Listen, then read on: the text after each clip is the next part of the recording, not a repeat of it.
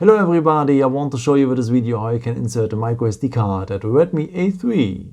For that you will need next to the phone the SIM ejection tool. If you have put it back after inserting the SIM card, it should be in the box and you should find this card here. On the back of the card you will find another card, and if you flip it out the SIM ejection tool should be here. Let me show you how it looks like. If you just have put it just like that back in the box, this is how it should look like. If you don't have it anymore, you can use also of course the edge of the good old paperclip. Okay, and if you have the phone like this, you will find now on the side of the phone the SIM tray. And below the SIM tray is a small hole in there. And now you will need the edge of the SIM ejection tool or the paperclip. So just enter this hole, press a bit, and the SIM tray will come out. Okay, this SIM tray you can insert next to the main SIM card, also second SIM card if you want, and the microSD card here at the end of the SIM tray. Let me show you now how to insert it. That's pretty easy.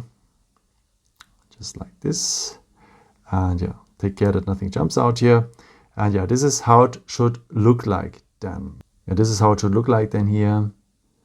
And if you want, you can use also two SIM cards, one or two, it doesn't matter. And the contacts, they are below. Okay, if you're ready, just put back the construction into the SIM slot. Close it well, and yeah, that's it. I hope I could help you with this video and answer your question. And yeah, maybe if you want, you can leave me a nice comment or give me a thumbs up. That would be very helpful for my videos. Thank you so much for. And yeah, I've created also some other videos if you're interested in, with some more tips and tricks and so on, like to transfer now data from the internal storage to the microSD card and so on. And yeah, you can subscribe me if you haven't done it before. Yeah, maybe we will see us soon again. Will be a pleasure. Ciao.